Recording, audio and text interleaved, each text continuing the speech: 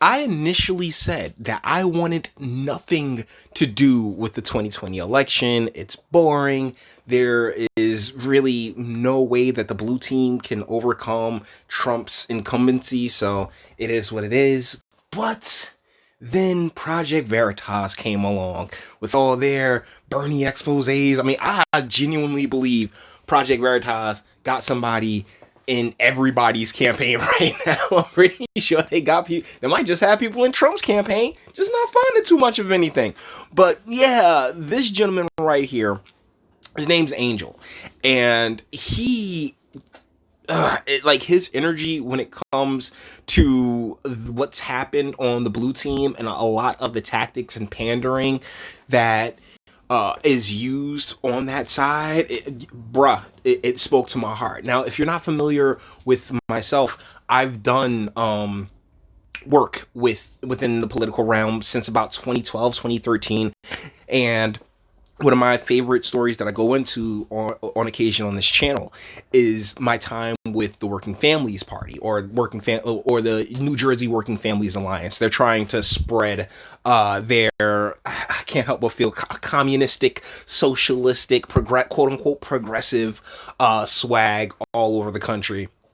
And so I have a lot of background with the campaign industry, as I like to call it, because every 3 months or so, there's a campaign that takes place here in the United States, and there are people who go from place to place, town to town, race to race, trying to, that get on and help get people elected.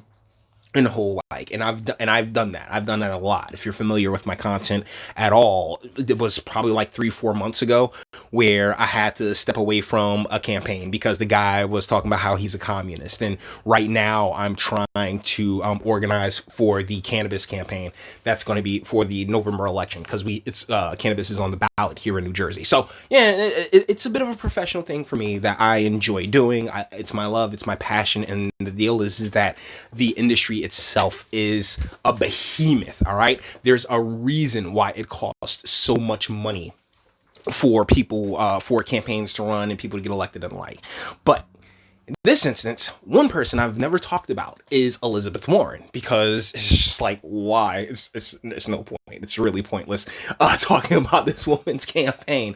But and it's primarily because she's been one of the more pandering and just blatantly lying hypocrites with zero integrity in the race for the Democratic nomination. But our homeboys down at, well, I don't want to say homeboys because that's a little sexist, right? So the team over at Project Veritas, they have, they're once again doing another expose in her camp now. And this gentleman right here, he's my spirit animal. I'm not even going to lie. Let's go. Hopeful Elizabeth Warren is fighting hard to stay relevant. Polls show Warren way behind leader Bernie Sanders. It seems she is pulling out all the stops in an effort to please voters. No shit, because she's about as fake as they come. I was watching this video, I think it was a meme or something, where Elizabeth Warren is is she, what was she doing? No, okay, it's the video where she was trying to drink the beer, and she, come here, baby. And she doesn't even it's so awkward and so cringy. And and if you look at her right now, she has those crazy lady eyes that will say whatever she feels she needs to say in order to get over, in order to put, to slip one past you. And so, yeah, so here's the meme. The meme was, oh, why are they just mistreating women so terribly? It was this, I think it was attached to an op-ed that she wrote in one of those papers. I think it was the Times or something like that. And there was a whole lot of retweets and ladies just like, that's right, why will they keep treating women terribly? Okay, give us a good woman. Give us a woman with integrity. Like you ladies, y'all keep backing these just awful women, who have to use their their femininity in order to boost themselves up, because they can't use their integrity, I don't know, a Tulsi Gabbard or the like. But yeah, let's continue. Our investigation has shown that people on her staff believe her pandering is all wrong. But at the end of the day, if we're gonna prioritize like pronouns over making sure people have a decent standard of living, that's wrong. Yeah. The pronoun game, ladies and gentlemen, the he's, her, she's, they's, thems, zers, all that fun stuff. If you can recall, I said that they stopped, working families stopped an entire conference and asked every single individual what their pronouns were. I kid you not. It was when that was the shining moment in my mind was like, there's something wrong here, because what used to be a safe assumption, now people are like tripping over and freaking out about, and it always struck me as very odd. Let's continue. You're right. And it's like when you come from where I come from, no one gives a on the goddamn pronoun. People want to know how you're gonna create a job. Bang. This is why he is my spirit animal. Okay. Angel, you are my spirit animal, brother, because that's the most important part. And when it comes to the presidency, right? The president has a ton of power and has a ton of influence and can get those jobs there. But one of the things that ends up missing, particularly when it comes to, the local levels, is exactly how their role in getting jobs there, your mayor's role in getting, industry to your community, your congressman's role in getting, decent industry to your community. Those are the ones who you really should be looking at, as opposed to a president, because what Trump's done is open the floodgates. Hey, bring all that manufacturing back here. Now, where it goes, that depends on your congressman, that depends on your senator, that depends on, your state representatives, making sure that those type of opportunities are there for their constituents. But no. I mean, Cory Booker is my senator, and this guy is just Spartacus, right? Like, you're going to free the slaves, dipshit. Like, I'm here for, like, the pronoun thing, so I just feel like I shouldn't have to say, like, he, him, his. Like, shouldn't it just be implied? Right. I tell you otherwise. Yeah, if I tell you otherwise, then yeah. But I mean... And, like, I've been called out for saying something like that, but it's like, this is why we lose elections, because we're zeroing in on like that. Thank you! Thank you, sir. Damn it, Angel. This is my guy. Because... The focus is on wrong things. The focus is on small, petty things, like someone's pronoun. Who cares?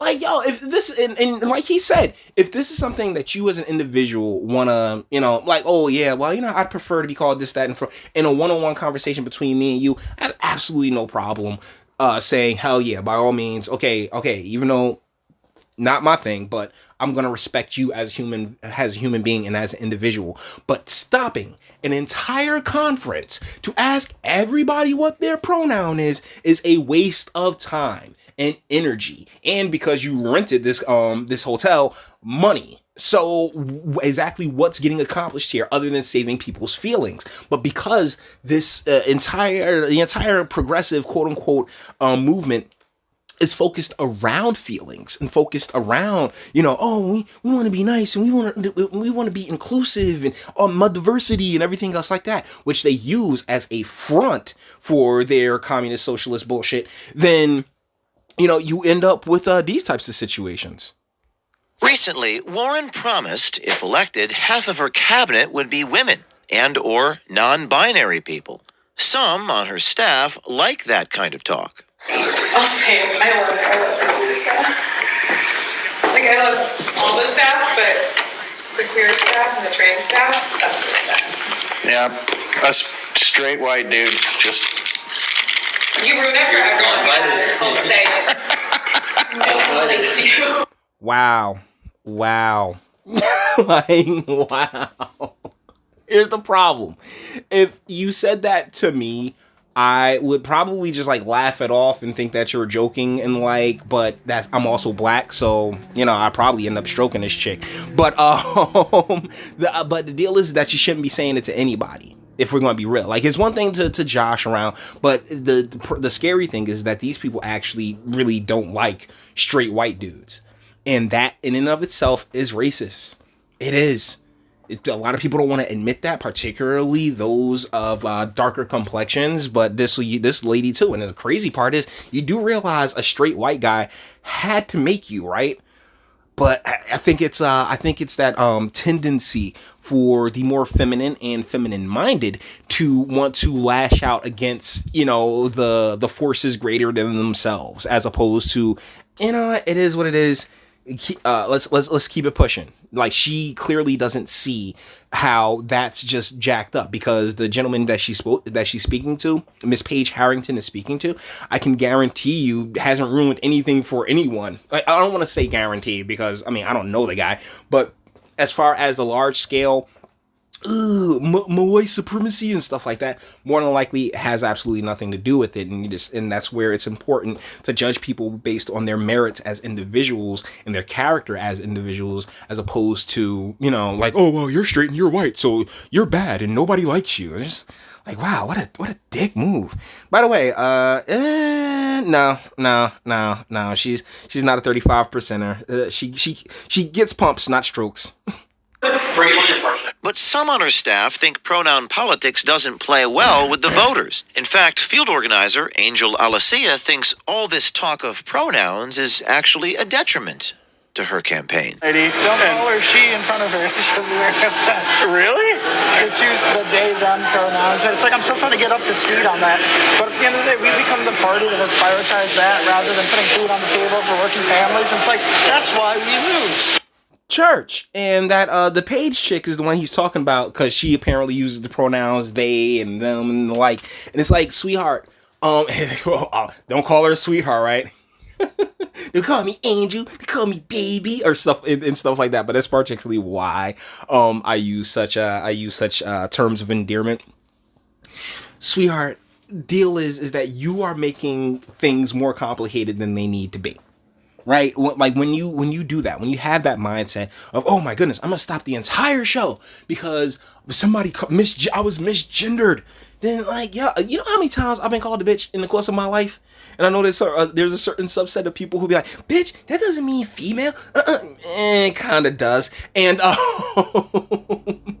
was actually watching this, I think it was Marcus Morris, one of the players for the Knicks. He was upset with Jay Crowder, and he was like, yeah, he playing like a female, he playing soft, and he ended up having to apologize because because like he got a lot of backlash for saying like, yo, he's playing like a female, when in all reality he want to say he playing like a straight bitch. But like, he in the NBA, China money, gender weirdness, and that's something that, you know, Miss Warren and the political elites have decided to focus in on this go round, and it's just not a winner. It really isn't, because most people, like, I want to say probably like we're definitely like in high 90% of people don't even consider this a thing. Don't really realize exactly how deep the rabbit hole of gender ideology goes. Right. Zeroing in on something, and I'm not saying it doesn't matter, because we should make people feel comfortable and accept. Sure, absolutely. Say, I call you whatever you want. Yeah, when you put that over making sure people have decent jobs and healthcare, like, it's a no-brainer while we're going to goddamn lose an election. Yeah. And you might be asking yourself, why is he there? Then if you know that you're gonna take the L on the election, why is he there? The paycheck, guys.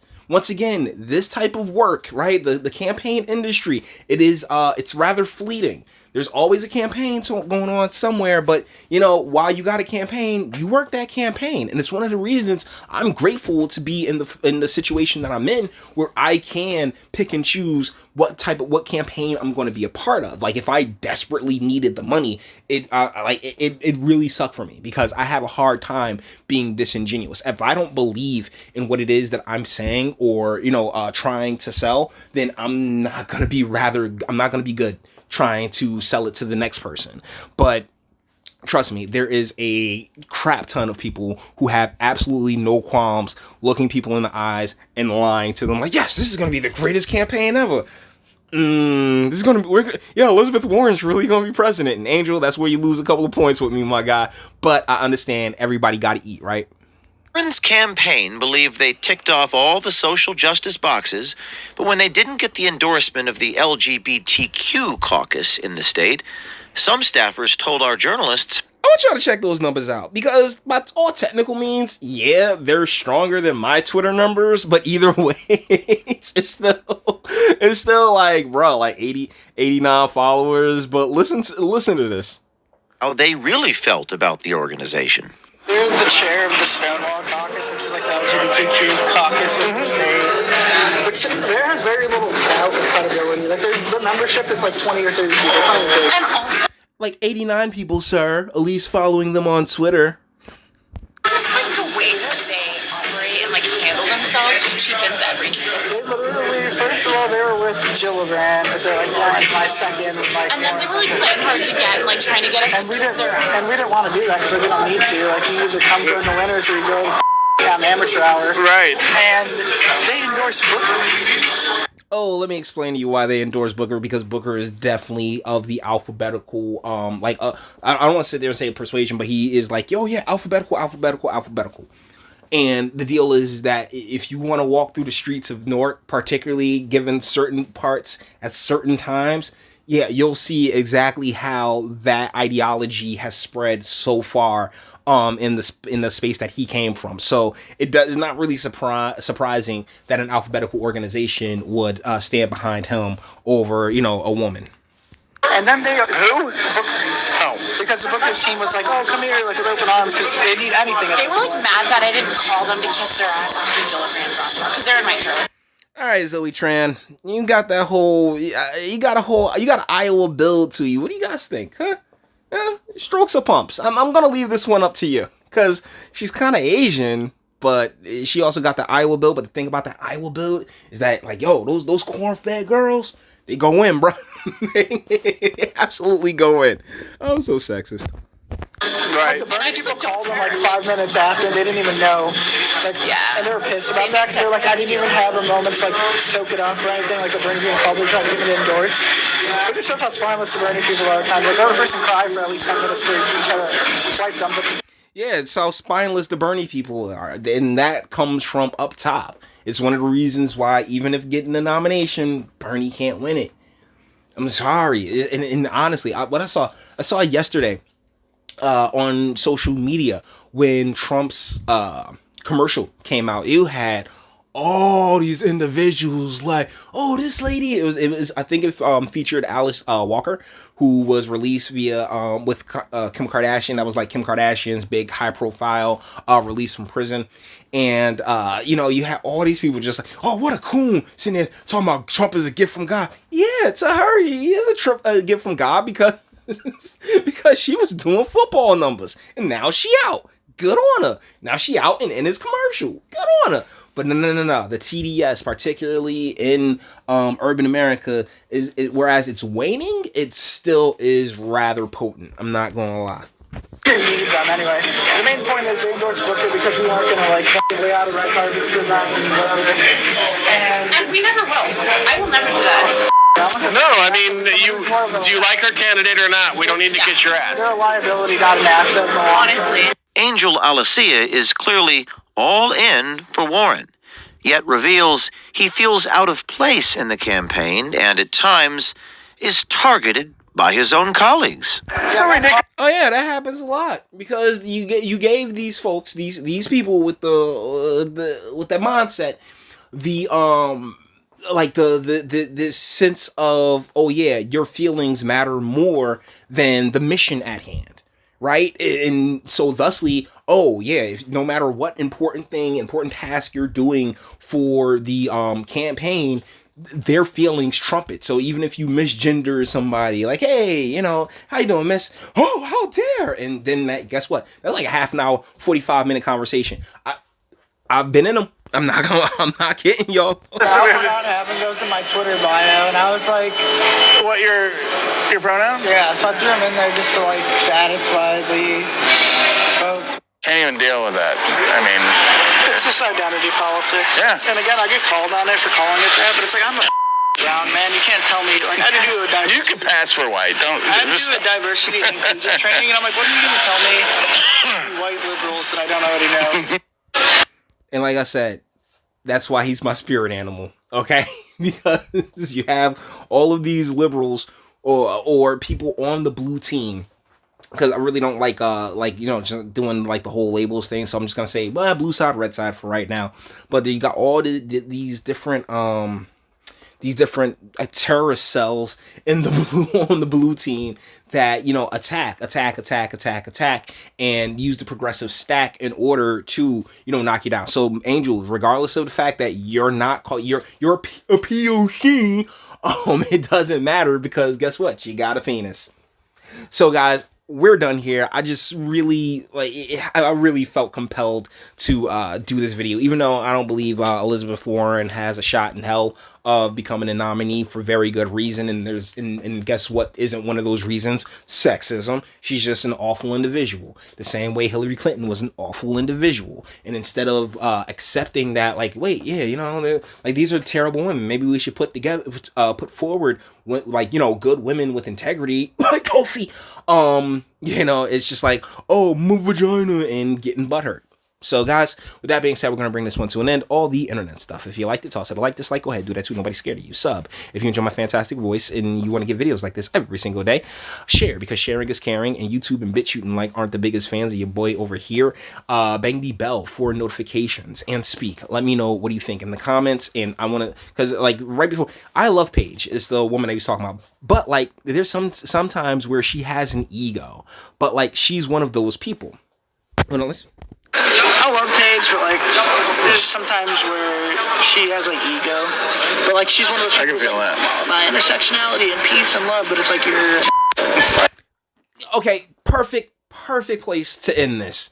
My intersectionality, my peace and love, but it's like you're an asshole. And guess what? Being an asshole it trumps any of your intersectional points. It trumps any of those places on the progressive stack. At least that's what I believe. I believe your character should speak more for you. Your character, your integrity, how you carry yourself, and what you're about, that speaks more about you than any of your attributes, right? Any of your intersectionality points. But you may disagree. That's what I have a comment section for. And until the next one.